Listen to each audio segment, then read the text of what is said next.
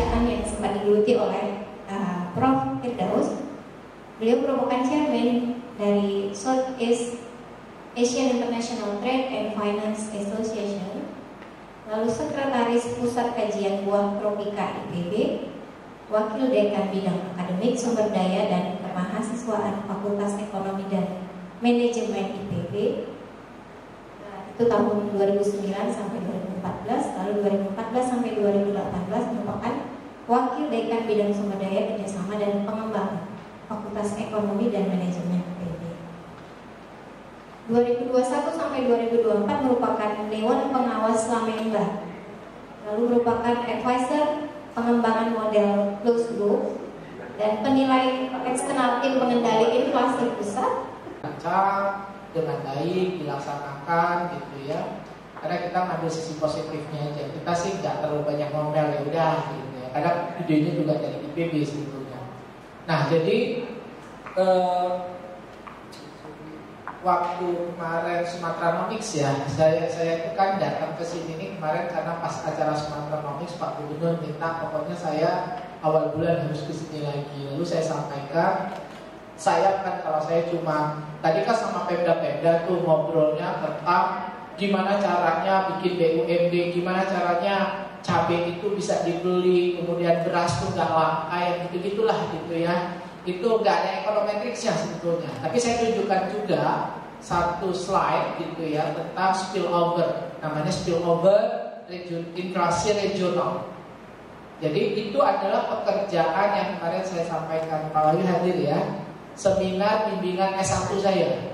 Jadi kemarin itu 4 bimbingan S1 saya, seminar skripsi itu berbarengan. Jadi saya minta pokoknya kalian harus lulusnya bareng-bareng, seminar bareng-bareng. Mereka ngasih bilang sih cuma sekali, tapi kan ya biasa kalau dibimbing saya tuh biasanya langsung bagus. Karena kan program studi juga nggak mau ngasih di bawah 3,5 kayaknya takut nanti gitu ya.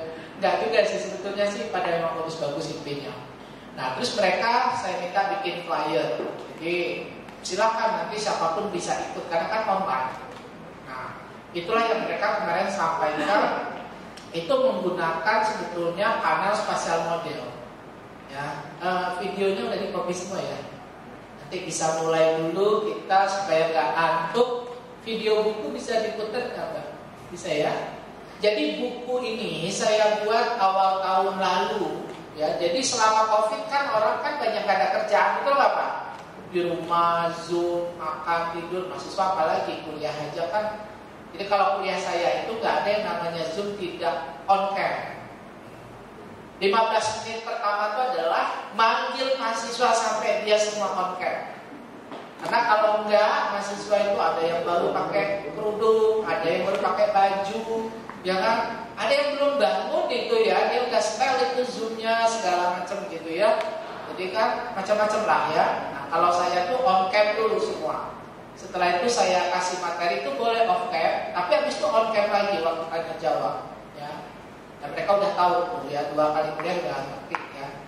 Nah tahun lalu ya, saya kan memang kebetulan waktu S3 di 2006 lulus ya, saya menggunakan model data panel dinamik. Dan itu pertama kali di Indonesia, mungkin ASEAN ya. Sehingga waktu setelah saya pulang itu saya keliling itu UI, Unibra, UGM itu ngajarin dosen-dosen ya data panel dinamik ya. Termasuk juga beberapa acara seperti IC ya, konferensi dan sebagainya. Nah, itu 2006 ya.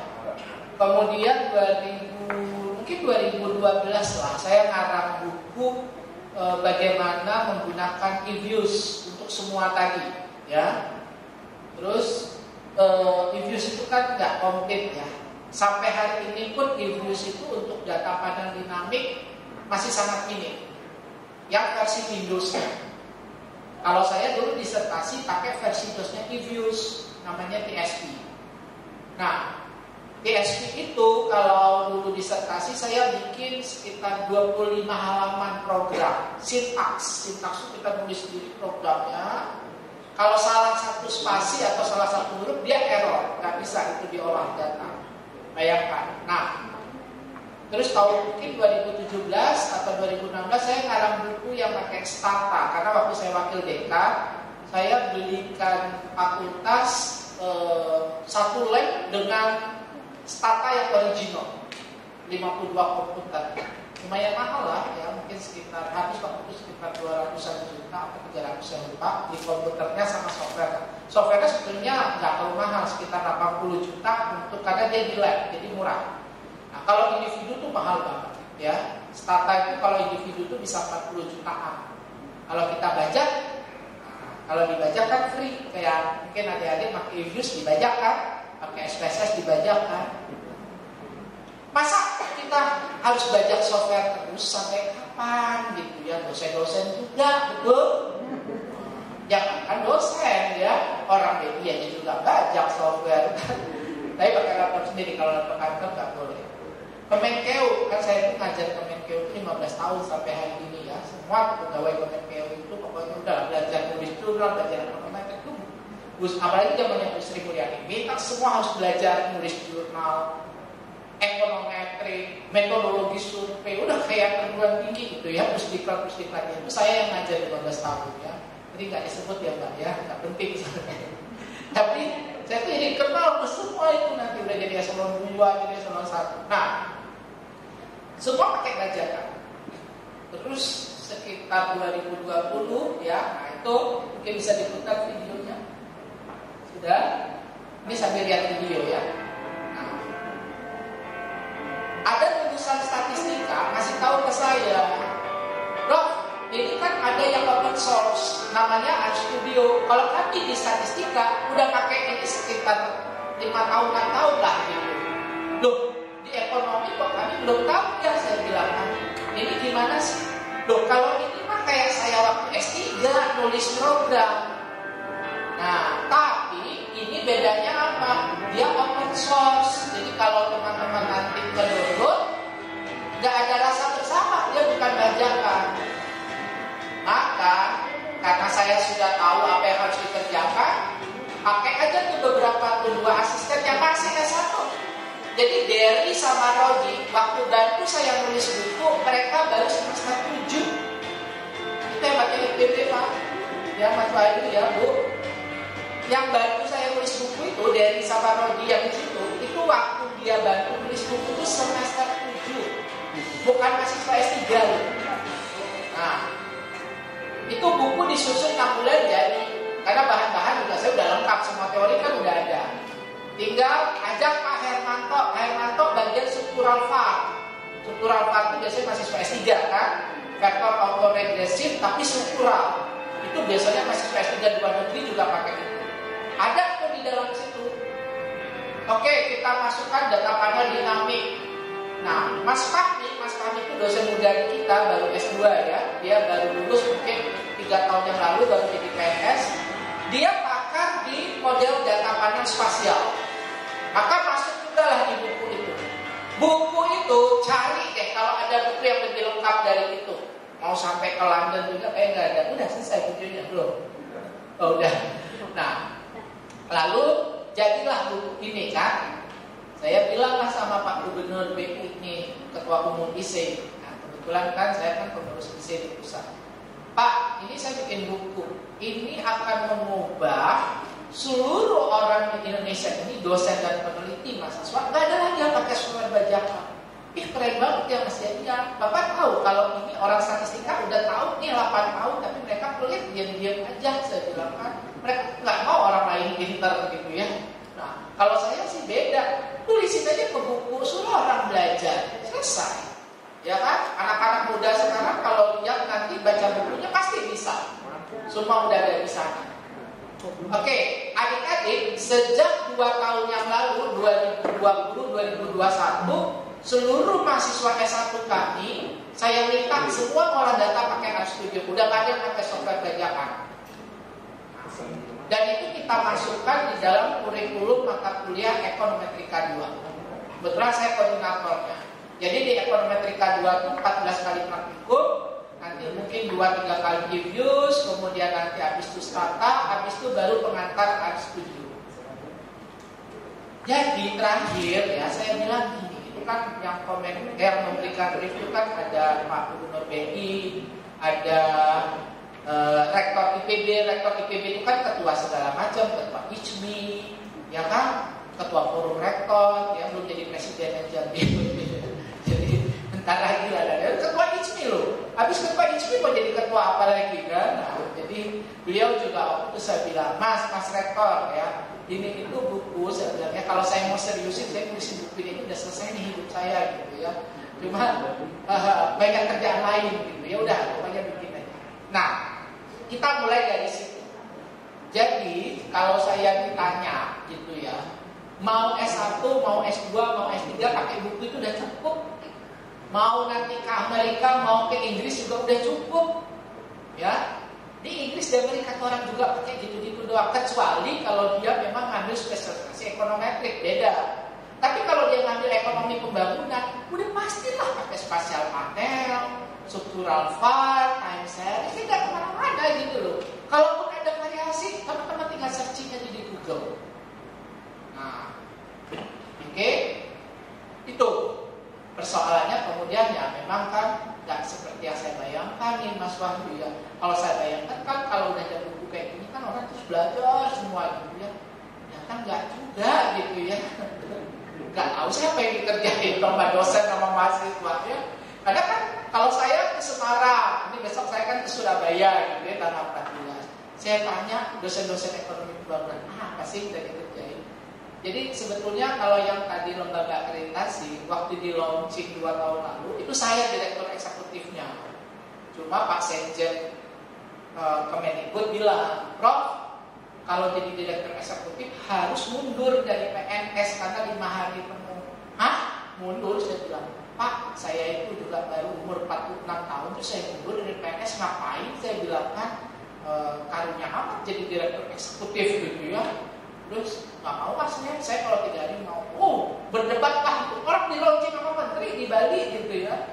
Akhirnya apa? Ketemulah alhamdulillah Prof Dina. Prof Dina kan umurnya udah sekarang mungkin udah 63 gitu ya. Prof Dina mau nggak? Nggak apa-apa saya aja, katanya alhamdulillah. Waduh, makasih banget saya bilang. Ya udah saya pindah jadi ke dewan pengawas. Jadi nanti kalau akreditasi program studi ya, itu nanti kan sudah oleh LAM udah mulai nih, ya mulai Juli ini sudah. Dulu pesen saya kalau saya jadi direktur eksekutif itu semua program studi harus wajib pakai open source, nggak ada lagi pembajakan. Tapi udahlah nanti aja gitu ya. Dulu harusnya begitu tuh ya. Karena kan malu-maluin coba. Benar nggak? Adik-adik semua pakai software bajakan nggak? Betul? Bukan hanya buku kan yang dibaca, benar nggak? Kalau buku dibajak, saya bilang kalau buku tuh oke lah, mahasiswa kita tuh asumsikanlah miskin-miskin gitu ya. Jadi boleh. Tapi kalau saya ekonometrik, saya nggak boleh. Jadi gini, ini contoh. Saya ngajar ekonometrik, maka yang pertama kali minggu kedua adalah semua harus bawa, karena sekarang udah ada e-book, ya minimal mereka punya e-book lah. Ya nanti masalah mereka baca apa enggak tinggal dites aja tuh. Ya, mereka semua harus punya Gujarati. Udah Gujarati aja.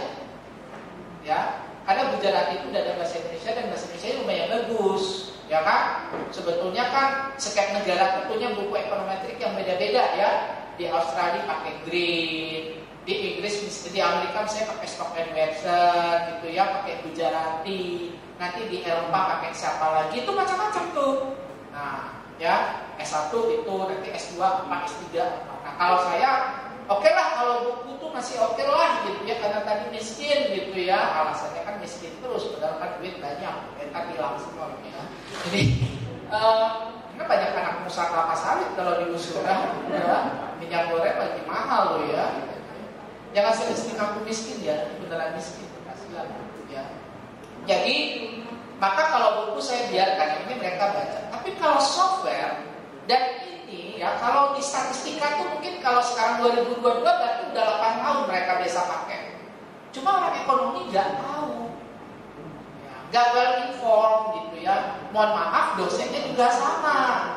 Nah, ya, karena memang nggak pernah dibahas apa yang mau iseng bahas software bajakan gitu ya. Nah, itu kenapa ini penting? Karena saya ingin menyampaikan begini ya. The learning outcome dari mata kuliah ekonometrik itu, yang pertama tentu adalah pengetahuan kognitif. Nah, kalau saya kan ekstrem, saya tanya nih, asumsi regresi, pasti jawabannya apa? Asumsi klasik, betul? Habis toh mas saya itu. Karena tidak ada satupun buku teks bahasa Inggris bilang classical assumption. Yang klasiknya itu bukan si asumsi, tapi regresinya. Jadi yang benarnya itu classical regression assumption. Jadi yang klasik itu si regresi, karena dia dilahirkan di zaman klasik oleh Gauss dan Markov. Tahun berapa? 1800-an. Bayangin 1800-an kita masih Imam Bonjol, ya enggak? Si Gauss sudah bikin model ekonometrika. Nah, yang begini ceritanya dari mana? Ada di buku teks, kayak Gujarati lah minimal yang paling banyak dipakai di dunia. Tapi kan teman-teman di Indonesia nggak pernah tahu di buku Gujarati. Taunya buku Suparmanto, Sudaryanto, Heru Wibowo, siapa-siapa. Yang kalau saya baca ngaco semua bahasanya. Kenapa kemudian ngaco? Ini contoh. Coba saya tes adik-adiknya biar dibangun ya. Siapa yang tahu bahasa lain dari simpangan baku? Coba angkat tangan. Kan biasanya kita sebut simpangan baku. Tapi kalau di kelas dosen ataupun adik-adik taunya apa? Pasti standar deviasi, betul? Nah, kalau dosen masih ada yang begitu, nanti angkat tangan aja. Kata Prof. Firdaus itu salah banget. Contoh ya, Mbak yang pakai masker coklat nih, ini kayak stand up comedy jadinya ya.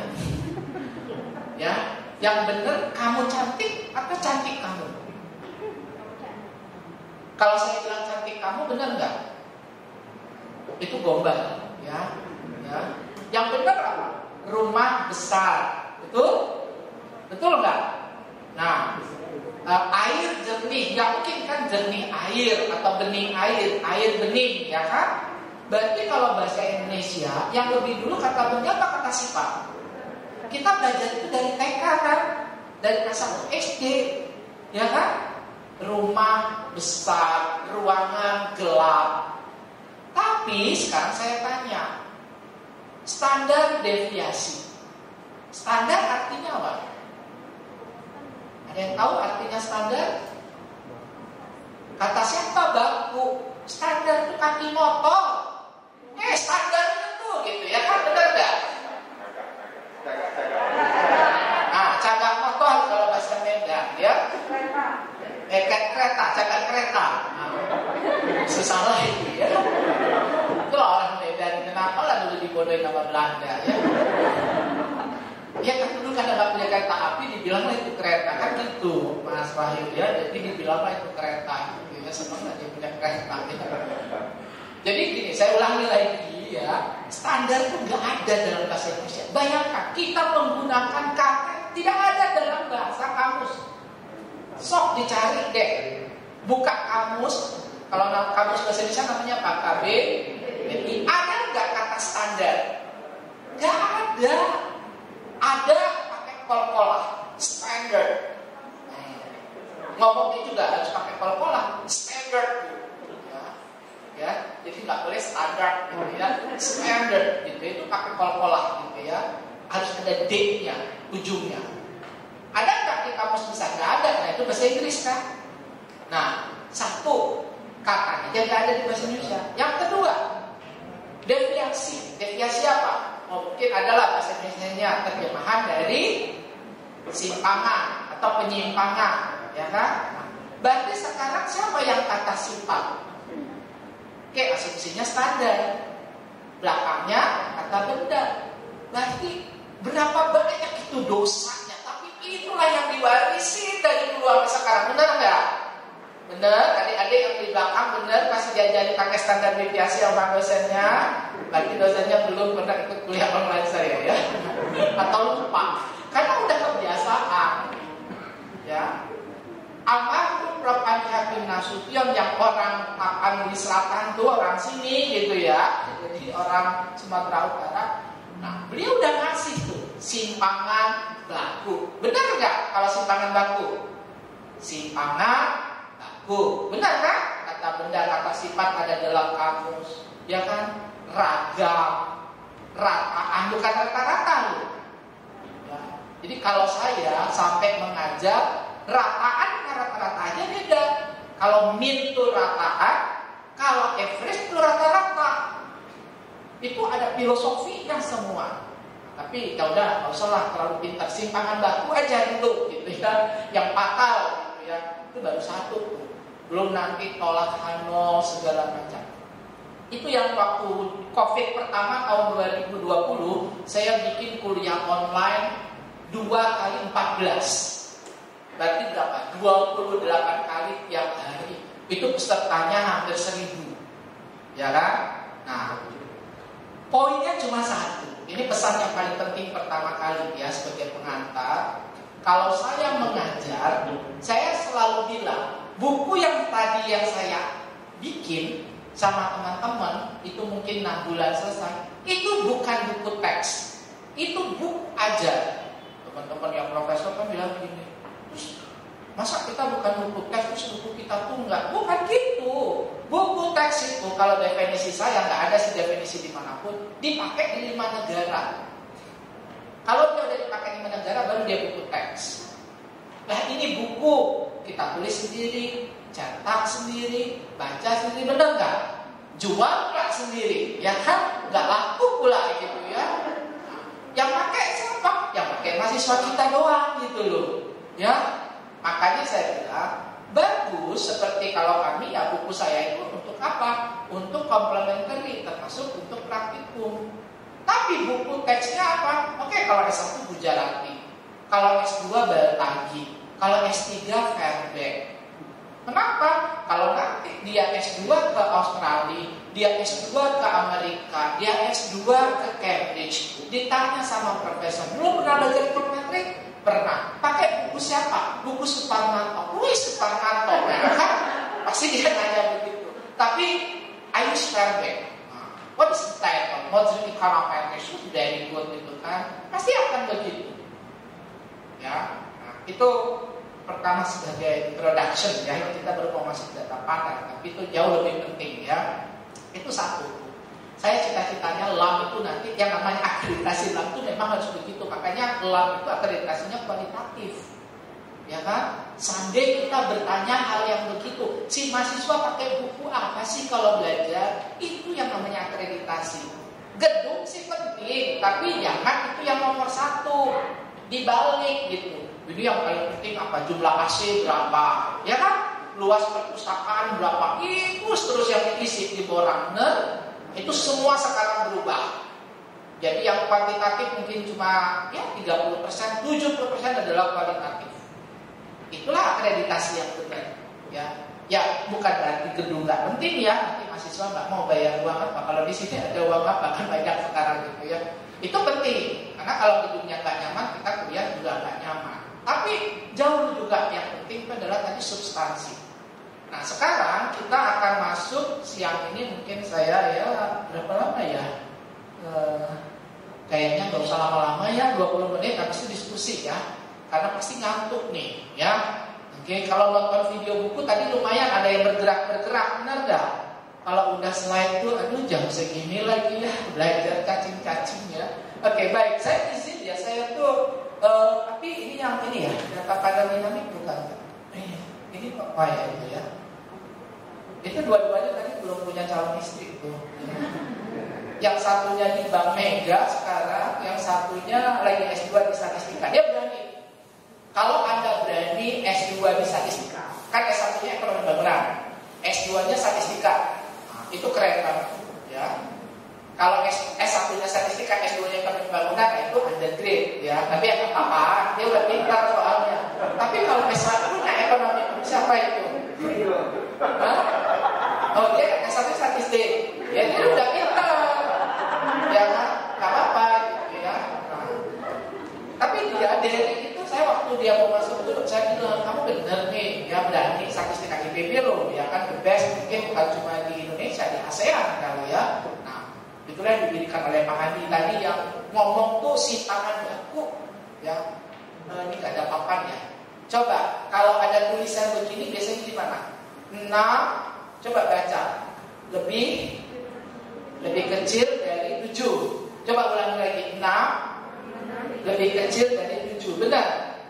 Oke, sekarang coba lihat dari saya ya. 6 lebih kecil dari 7. Benar kan? Benar kan? Salah kan? 6 itu segini loh.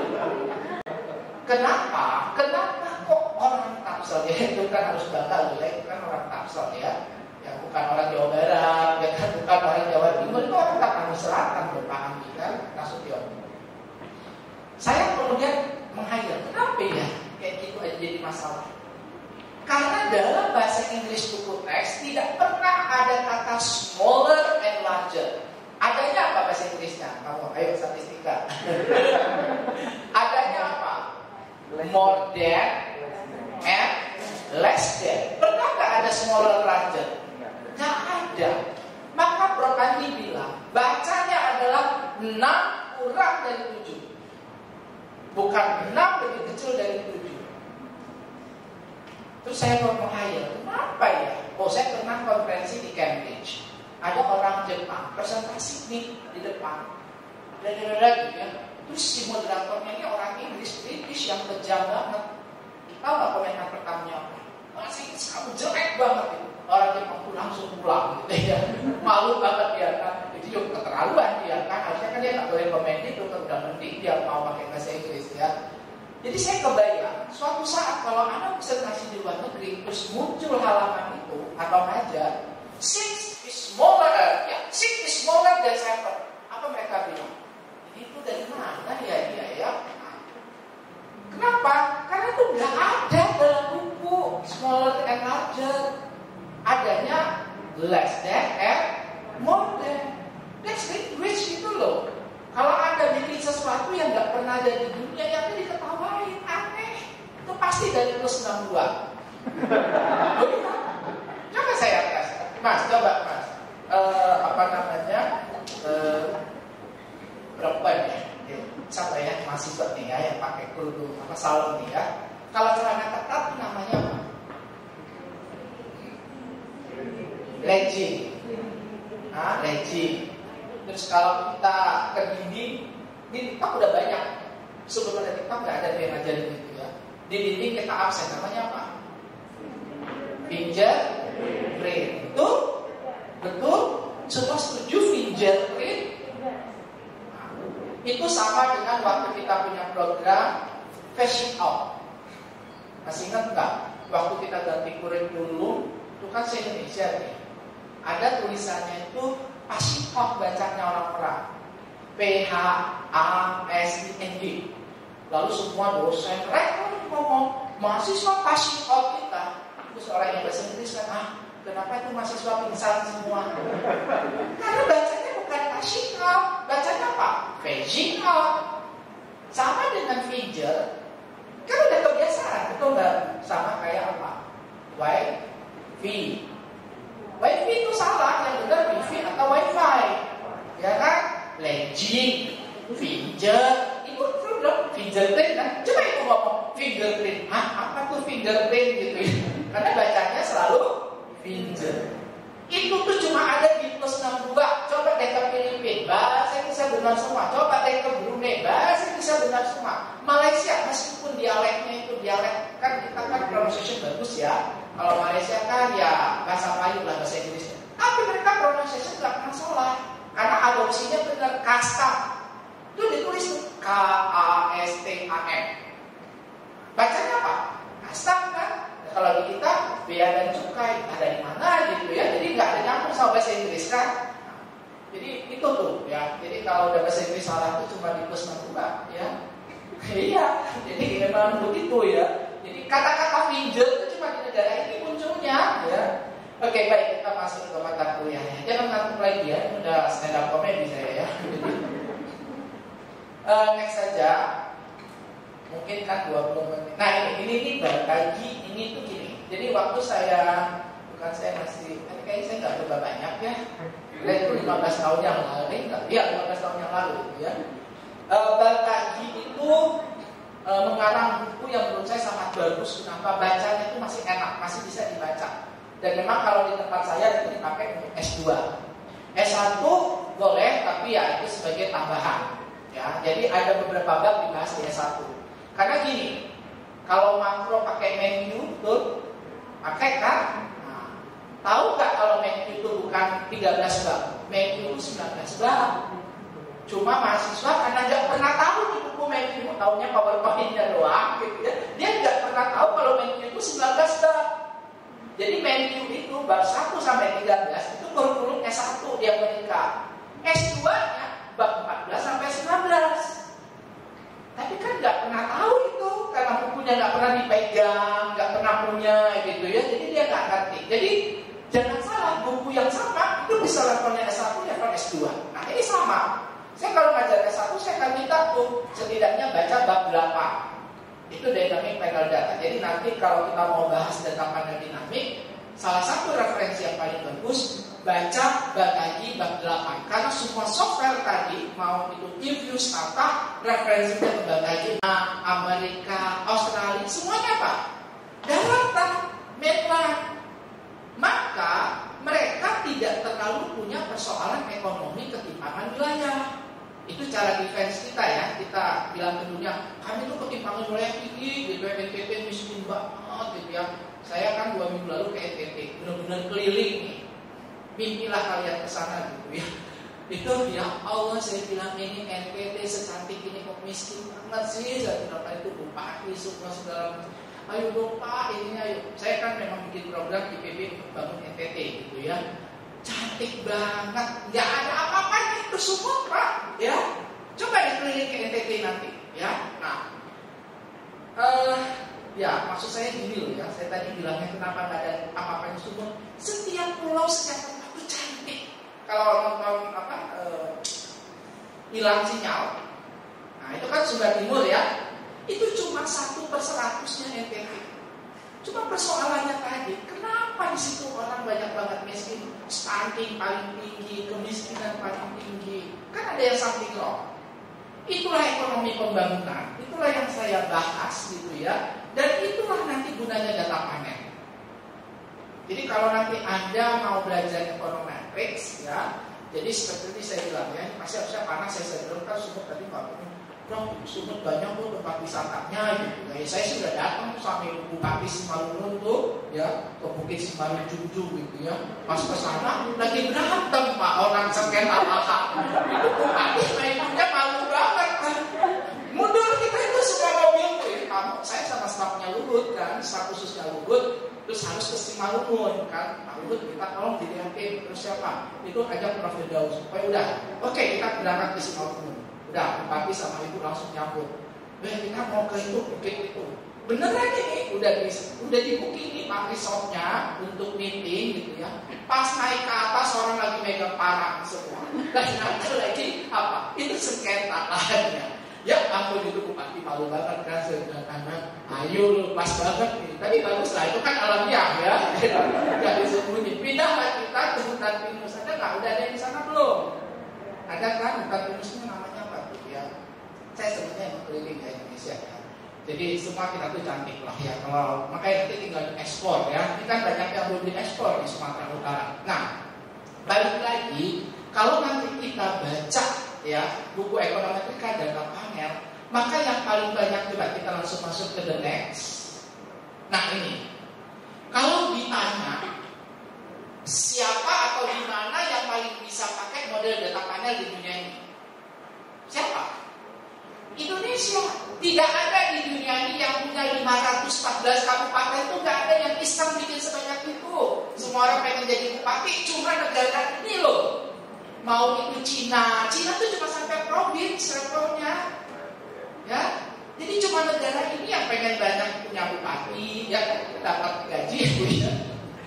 Terus sekarang Jambi, saya lagi ngamuk ya, saya kemarin kan sama Gubernur Jambi bulan lalu, itu saya baca kemarin DPR lagi bahas Jambi Barat, Jambi Timur, udah mau disetujui. Innalillahi sama saya mau ngucap-ngucap saya bilang, itu provinsi kayak dibuat terus mau jadi apa kayak gitu ya. Mau nambah di jumlah provinsi kita nih, Sumatera Utara dipecah ya, kayaknya saya juga deh kayaknya. Ada kan? Iya. Terus buat apa gitu? Mereka nggak bakal lebih maju gitu loh kalau dipisah gitu ya. Jadi, tapi ya nggak apa-apa, kita lagi ngomongin ekonometrik, jadi positifnya aja ya. Jadi di dunia ini nggak ada negara yang punya data 500 kabupaten itu nggak ada. Dan di dunia ini nggak ada yang punya UMKM. Di kita berapa UMKM? 60 juta. Industrinya sekitar mungkin 26 sampai 30 juta. Pertaniannya juga sama. Itu cuma ada di negara mana? Kita mungkin sama India. Kalau UMKM mungkin India banyak. Tapi kalau kabupaten tadi nggak ada. India cuma sampai level state. Malaysia, kalau saya teman-teman nanti mau pakai data panel, mau aplikasi untuk Malaysia, nggak bakal bisa bagus. Kenapa? Karena dia cuma sampai state. State di Malaysia berapa? Nggak sebanyak di Amerika. Kalau Amerika di atas 50. Nah di Malaysia cuma berapa? Nah 11 atau berapa sekarang? 13 kan? Nah itu nggak menarik untuk data panel. Karena data panel itu, next berikutnya yang bagus apa? Nah N is large over T. Coba, teman-teman pernah bisa ngomong large over dari mana? Kalau nggak baca buku asli, betul? Kan nggak pernah, teman-teman kan cuma tahu apa? N is larger, N is more than. Benar nggak? Kalau N is more than T, itu beda dengan N is large over. Contoh gini, kalau jumlah individunya, misalnya provinsinya, negara bagiannya 13. Tahunnya 10 nih, berarti 13 berbanding 10. More than enggak? Betul, tapi enggak large over. Nah, large over itu artinya apa? Kalau saya punya 500 kabupaten datanya, lalu saya olah dengan data 10 tahun, berarti sekitar 50 kali lipat. That's large over. Jadi karakteristik data panel yang bagus itu individunya I-nya banyak. Banyak tuh ya tadi secara relatif. Oke, individunya 50. Time-nya berapa? Cukup 5. Nah, terutama nanti kalau kita masuk data panel di NAMI.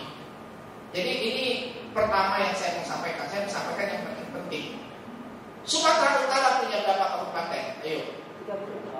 Sama kota juga, ya. 33 kabupaten kota, sama, nggak ada di luar negeri kayak gitu Bu. Satu provinsi punya 33 yang ada buku statistiknya setiap tahun, betul?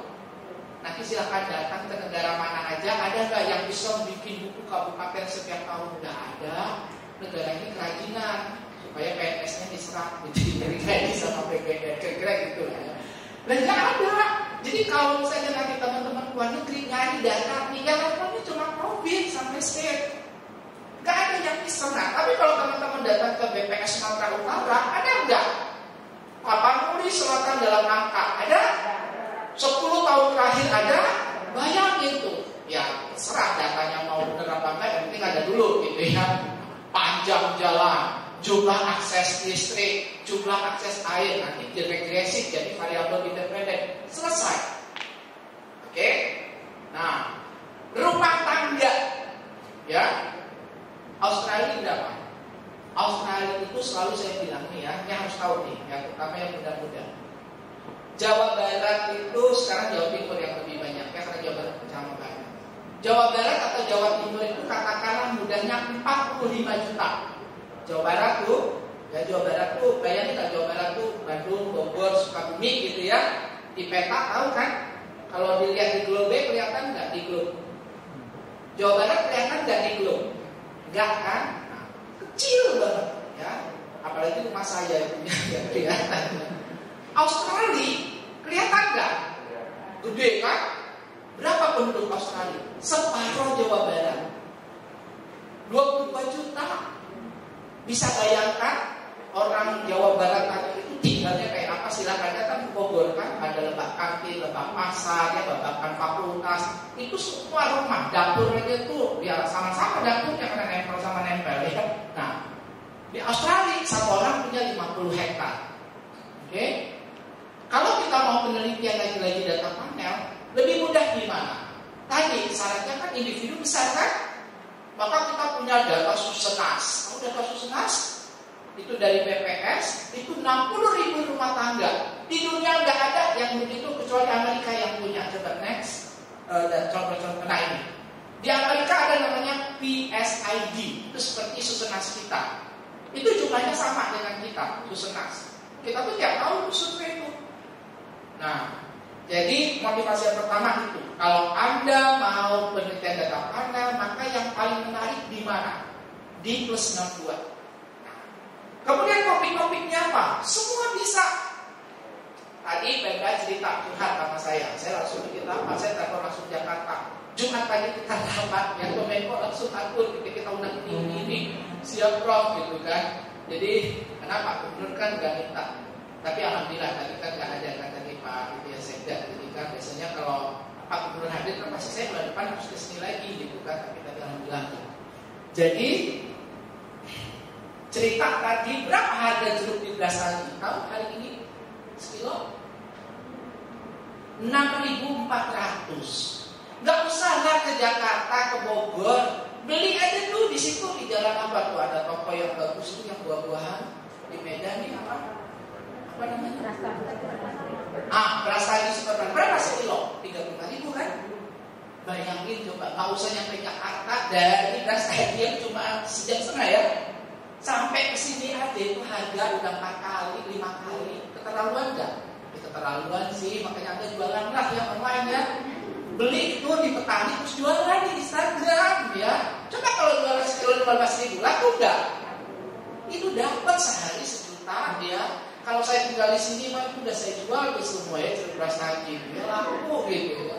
Oh harus gitu Bu, nanti bikin program kampus merdeka. Anak-anak kan boleh bebas ngapain. Ada yang mau tinggal di Brastagi, ada yang mau tinggal di Danau Toba jadi tour guide, boleh.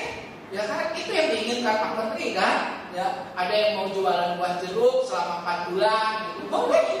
Ya, ada yang mau malas-malasan juga, saya mau kuliah aja di luar juga boleh. Ya. Tapi kalau nikah gini enggak ya, nggak masih 20 SKS. Oke, itu topik yang kedua. Coba, ini saya kasih contoh satu aja. Mahasiswa kan suka nyari susah topik, ya susah ya nyari topik skripsi, mikir aja kadang 6 bulan. Ya, udah lulus, betul kan? Proposal bolak-balik terus dosennya killer lagi kan, udah susah ditemui, habis itu soganya lagi dosennya apa ya? Ini nggak bisa, padahal dosen juga sebenarnya topiknya bagus, dosen suka jaga gengsi, ya biasa kan, ya jaga image lah sedikit, ya betul harus gitu ya, kan ada lebih penting daripada ilmu, benar ya? Nah jadi gini, nanam sayur tahu nggak berapa lama? Ini gini, masalahnya anak ekonomi itu sama di IPB. Saya kan di departemennya ekonomi studi pembangunan. Kalau saya udah tanya pertanian itu blank. Padahal coba saya tanya, 90% ekonominya Sumut ini apa? Anda bakal kerja di mana? Pasti kan 90% dari Anda kan nggak akan kerja di Jakarta, mungkin di sini kan? Berarti kemungkinan berhubungan dengan apa? Dengan pesawat terbang? Ya enggak, ya kan? Bangun tol juga nggak ada, pabriknya di sini, benar nggak? Pabrik semen aja nggak ada di Sumut, betul? Betul nggak? Jadi apa kalau Anda ngomongin riset? Pasti pertanian meskipun ada ekonomi pembangunan gitu loh. Ya, meskipun saya beda, saya nggak menuntut Anda tahu NPK komposisinya 15-12 masih nggak ngerti kan? Nah, simpel aja, kangkung berapa lama dipanen kalau sejak tanam? 6 bulan, 3 minggu. Nah, sekarang kalau Anda misalnya ambil 30 petani sayuran daun yang dia panen tiap 3 minggu, bisa nggak dapat time jumlah waktunya 3? Bisa? Artinya ada pengamatan 3 kali 3 minggu. Kalau misalnya dibulatkan katakanlah 3 bulan, bisa kan?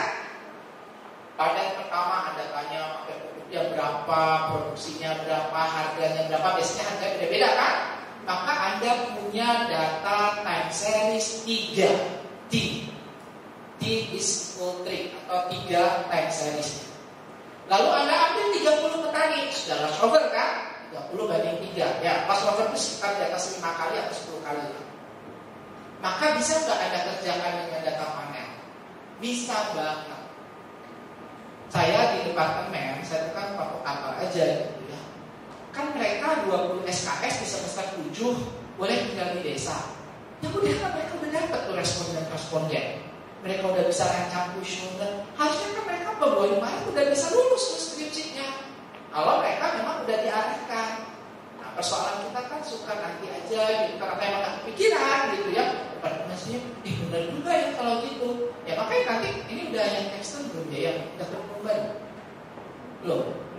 Kan mulainya tahun ini nih, yang semester 7 tahun ini itu kan sudah boleh, bahkan semester 6 ya, di beberapa daerah itu semester 6 itu udah boleh tuh capstone. Artinya dia satu semester dia itu bebas mau ngapain aja, mau jualan ini juga boleh, ya kan? Ya, mau bikin Instagram sendiri juga boleh, tinggal di desa juga boleh, magang di BI juga boleh. Pokoknya namanya kampus merdeka. Tinggal departemen atau jurusan program studi ngerancangkan. Nah, itu harusnya bisa dipakai tadi untuk apa? Sambil mulai mengumpulkan data, bikin proposalnya. Saya sekaligus ya, kalau ada teman-teman dua bosan, ya, mereka pasti nggak semangat. Mereka semangatnya kalau cepat lulus kan, betul? Ya, ada yang pengen lambat lulus nggak? Enggak, semua pengen cepat lulus. Nah, oke, kita pindah lagi ya, next. Ini saya lewatin dulu aja, nanti saya balik lagi next. Saya mau menyampaikan gini, enggak sebelum itu. Nah ini, apa yang menjadi topik utama kalau orang ditanya, kamu pernah belajar data panel? Iya. Maka yang tidak dijawab begini. Saya dulu punya bimbingan S2, dia mau penelitian kabupaten perbatasan di Kalimantan. Jumlahnya ada 7. Kabupaten ini pemekaran, dia baru ada 5 tahun. Oke, jadi 5 tahun 7 kabupaten. Kalau dia pakai data cross section, regresinya, maka dia N-nya observasinya cuma 7 kabupaten. Gak cukup. Derajat bebasnya nanti terlalu kecil. Kalau dia pakai time series, dibuat masing-masing, berarti cuma 5 series. Gak cukup untuk time series. Time series harus di atas 36, 40 gitu ya. Maka karena kepepet, dia pulah data itu jadilah data panen. Maka 7 kabupaten dikali 5 dapatlah 35 observasi. Sehingga kalau degrees of freedom-nya nanti dikurangi 3 variabel atau 4, jadilah 30, maka cukup. Itu alasan yang tadi ketiga, itu adalah alasan kepepet supaya degrees of freedom-nya cukup. Ada di halaman sebelumnya. Tapi sebetulnya data panel itu ingin menjawab ini. Sekarang coba saya tanya, punya nggak teman dulu kuliah, ya mau yang dosen atau mahasiswa, dia suka duduk di belakang, ngantuk-ngantuk, tapi IP-nya 3,9, ada? Ada kan? Ya, itu bukan karena doanya kuat gitu ya, dia punya spesifik ya competence atau ability yang orang lain tuh nggak punya. Dia bisa menangkap keywords atau apapun gitu ya, itu bisa. Contoh yang ekstrim, kalau tadi kan yang serius. Kalau kita jalan-jalan, kita singgah di restoran yang orangnya gimana? Banyak pengunjung kan? Karena kita yakin berarti itu enak, betul? Oke, datanglah kita ke sana. Tapi mulai itu, bukan dia pakai itu. Tadi lihat tuh, ada meja yang dikosongin.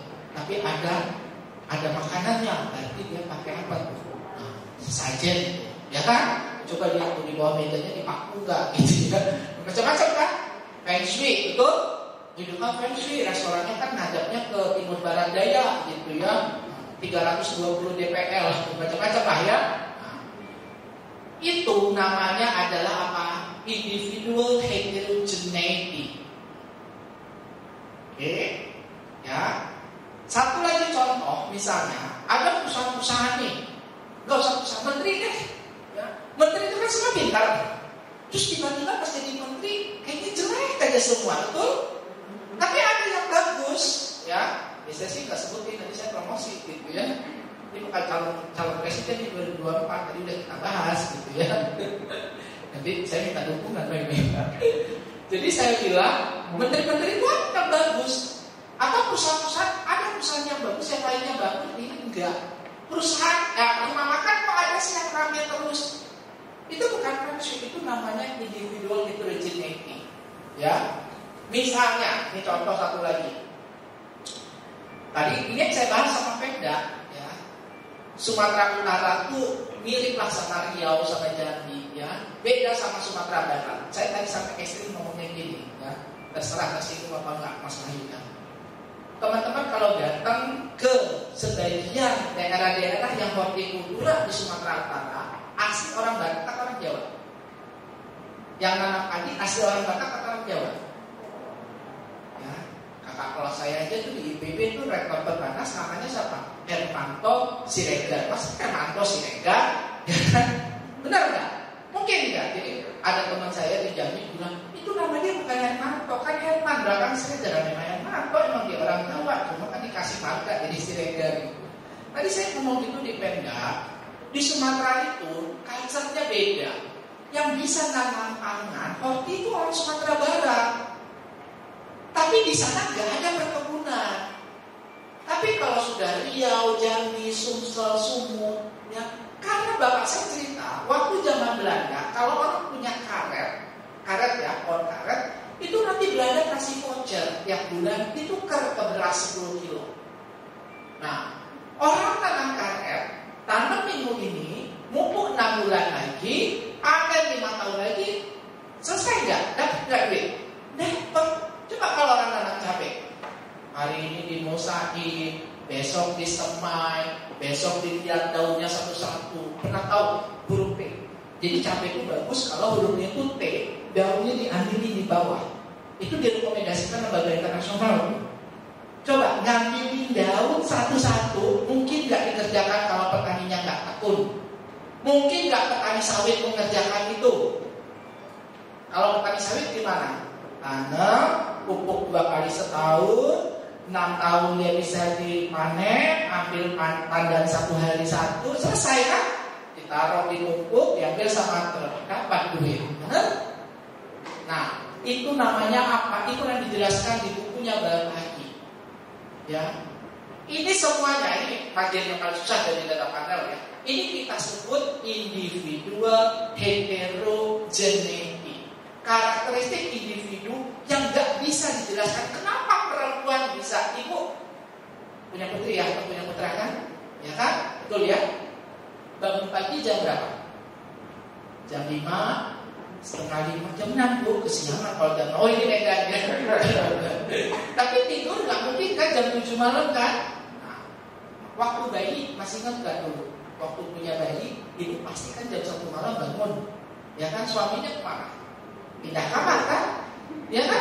Suaminya itu pindah kamar supaya nggak terganggu tidur sama bayinya, benar nggak? Terus pertanyaannya, kenapa perempuan bisa begitu? Laki-laki enggak. Perempuan itu sakti loh.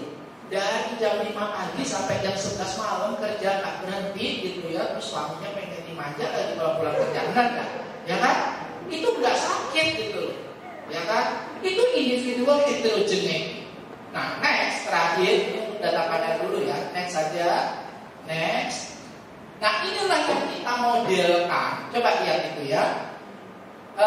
Jadi gini, nanti tolong kalau teman-teman menulis model ekonometrika, jangan pakai Y, X1, X2. Kan bisa gitu ya.